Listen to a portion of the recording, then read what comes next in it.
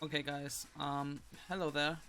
I wanted to make a guide because I'm really lazy and don't want to type a lot, so I'll try to make my video only informative without any fancy animations or anything.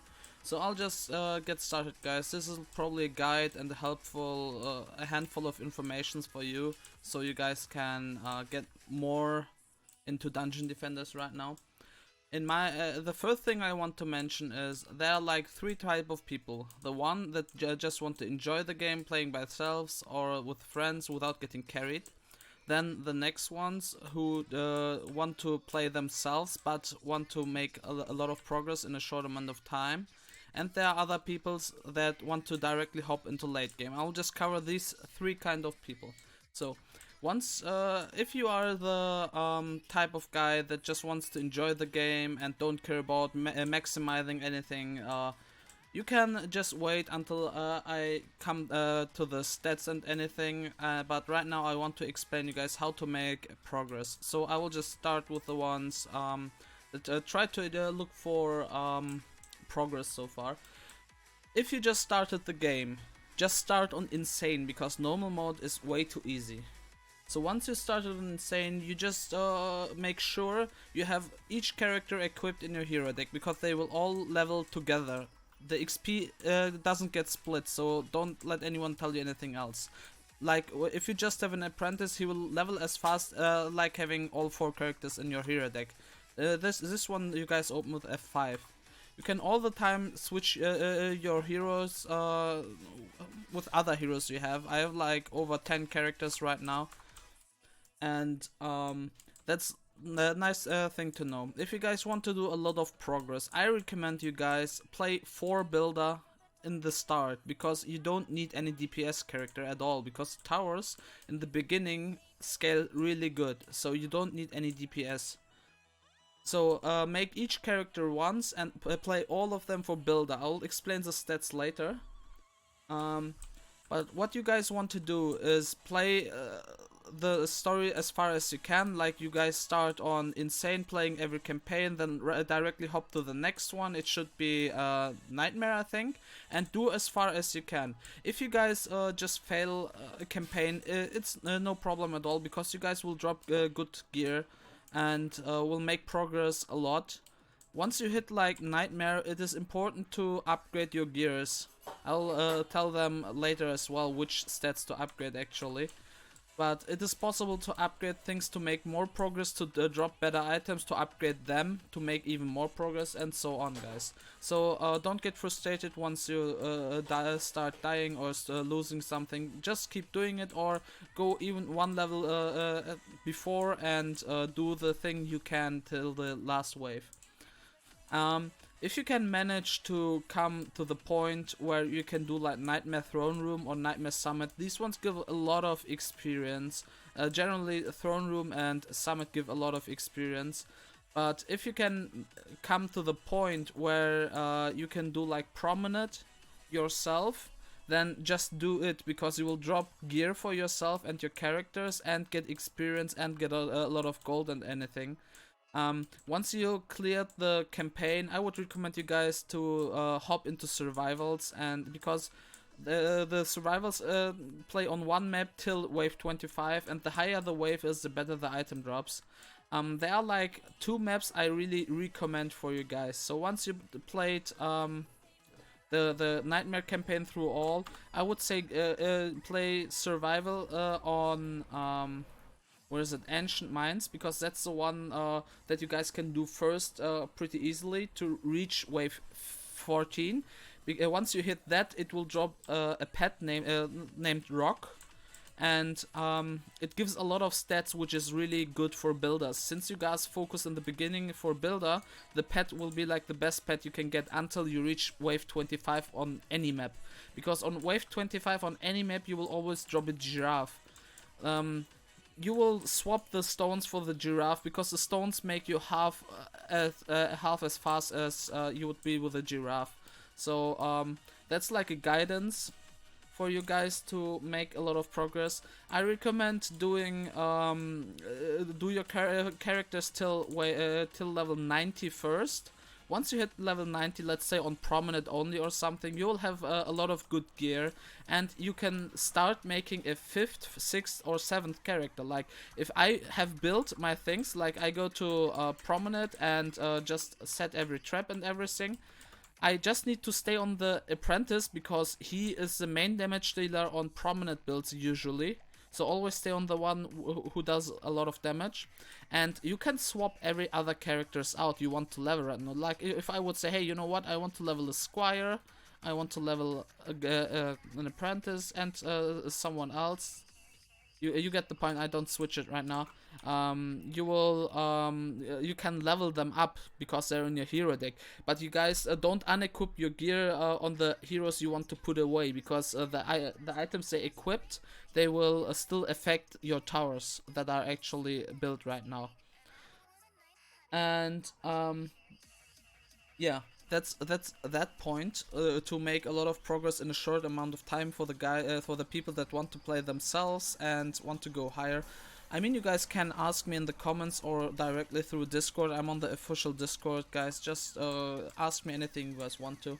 But that's for the people that just want to do progress fast and themselves or with friends. And now I come to the kind of leecher guys who just want to go to the end game, okay?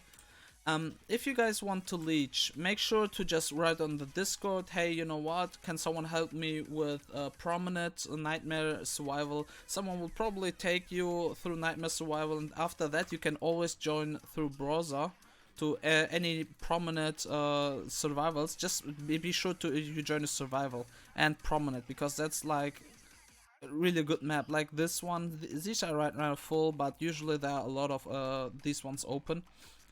And just wave 24 and 25 alone brings your character from like level 1 to level 70. And you guys will reach a point way faster where you can trust yourself. I would even say there are like checkpoints once you level up. Like reaching level 70 is the soft cap, after that level 78, 83 and 90. Once you hit 90 you can equip everything, you don't even need to be 100. That's why I told you guys to have your builders level 90 so you can make DPS characters. Because then your 90 characters can equip all and it will be like really good. And I would say focus on your gear guys. And after each prominent run, just make sure you have of each set like at least one item. So now I will explain what I'm doing with sets and my characters. I have like predefined sets for different characters. I say always minor items go on apprentice. I say like always my ancient items go on my builder huntress. My primitive one goes on my builder monk, and my guard goes to my squire waller. And my militia goes to my DPS character. So when I just go over my inventory, I just watch the items, and in my mind it says, oh, this one is for the builder. I just need to watch specific stats for it. And I don't need to watch the whole item at all, just specific stats. And these stats I want to explain now, because on the apprentice builder, you just need like a lot of power and somewhat of raid. So let me explain you guys. Your defenses from apprentice will always be either on like boxes or behind walls or anything. They won't get targeted at all. So you guys don't need fortify as a stat on your apprentice. To watch that, you can just press I to open your inventory and press C and go to the bottom. The 4 bottom stats are the tower stats. Power is the most important one on apprentice, because it will rise the damage of your towers. Range will rise the range where your towers can attack, and defense rate how fast it attacks. And you don't need fortify on apprentice. Therefore I have like 2 items with just 3 stats: power, range and raid. These are the core stats. I mean, fortify is nice to have, but if you drop something without fortify, it's fine as well. And now that I told you guys what should be on the items, let's take a look what you should upgrade. In my opinion, you should always upgrade your power. at least in the beginning of the game, because it will give a lot of boost for you guys. And take like a guidance saying, hey, you know what, have half as much rate as you have power. Therefore are your hero stats, so you can just take like some points here out and put it in rate if you need to, and otherwise as well, depending on what specific stat you need. I always use my hero stats to go to the stats I need. Like if I say, hey, you know what, my apprentice could need a little bit more range, I put some points in range until it's enough for me when I'm building. And like a guidance, have half as much rate as power. Once you hit the point that you are in endgame, you can play Number Cruncher. There are Google spreadsheets for it. I'll put them probably in the YouTube link. But I will just go ahead. When you go to the Huntress, she's almost the same as the apprentice. She just needs all 4 stats because the traps have charges on them. Like if I place here a trap, it says 79. So these charges get worn out, and the more fortify you have, the more charges it have. Therefore, you need all 4 stats on each item you have. And upgrade power as well, and use hero stats like you are needing it. I'm saying on this one half as rage as power again, so pretty similar, just you need all 4 stats. Once I hop into my monk, I would say have like a medium between fortify, range and rate. Since I have a lot of stats, I don't need to put any hero stats in them, because like 1.5k on range, fortify and defense rate is way more than enough. Like if you guys look for the stats on the item, go for all 4 stats, because auras get worn out really fast and you need range, and defense rate is nice to have. And always upgrade power as well, and put your hero stats on what you are needing. If you say, hey, you know what, my aura could be a little bit bigger, you can just do it, man. Just make more range or make more fortify if your auras get destroyed really fast and it's annoying to repair it all the time. But if you don't need any other stats, put all on power, in my opinion. And once you go Squire, he's a waller. He just puts a wall out there so the lane isn't pushing towards your towers. And this guy just needs fortify. Don't care about any other stats on your item. Just watch what is the highest fortify and which highest fortify I could achieve with upgrading my gear. So gear is fortify, hero stat is fortify, and upgrade is fortify. You don't need anything else on Squire once you're making a builder Squire. And after you guys have four builders and you start making a DPS, I recommend you guys do a monk or a huntress because they are fun to play, or a squire as DPS. I'll explain the squire last because I think that's kind of lame. So once you go huntress, I'll just quickly switch for it. Oh, it didn't work? Oh, it worked. Okay. Once you go huntress... Wait, it didn't work. Give me a second, guys. Okay, once you go huntress, you make sure to hit like 2.5k or 2.4k vitality for massacre, and everything else in attack, because your huntress is scaling with attack once you go for physical damage. And in my opinion, physical damage is really nice to have. And that's like a guidance, therefore I have like 3 stats that are needed, like vitality, attack and boost on your gear. If you have these 3 stats, then you are fine. Everything else is like a bonus you can get. And you need to upgrade on your weapon. Always fire rate first, and everything else on range, because you are scaling on attack. Therefore, do as much as you can always in fire rate, and range every other point you have. And on equipment, you just put like the stats you are needing. I just needed like 2.4k vitality to be able to do massacre. Therefore, I have 2.4k vitality, everything else in attack. And you guys are going to need a propeller catch, which drops an alchemical lab survival wave 14. If you go to survival and go to alchemical lab, Act 1 last map where the boss spawns in campaign, and do it on wave 14. At the end of wave 14, a chest will appear and there's a propeller cat in it. I recommend having at least 85% and above, and at least 2 targets and above for massacre. So, and now if you want to do a DPS monk, you go simply for 2.7k vitality and like everything else on boost, and go on your weapon for elemental damage. Like if I am on my weapon, I put everything I can on project count, because 4 project counts are important.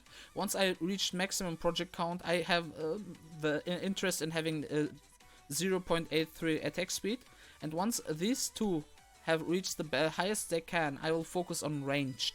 No, not ranged, sorry, because I want to do elemental damage. I go for lightning damage, and not ranged, because it doesn't scale really good with monk. Therefore, you always go for the element. But I recommend you guys not to use toxic element or poison, whichever it is called, because once the sirens come out, or poison resistant shark come out, they will just make a mess of everything. Therefore, just trust me and go for either electric or flame on your monk weapon.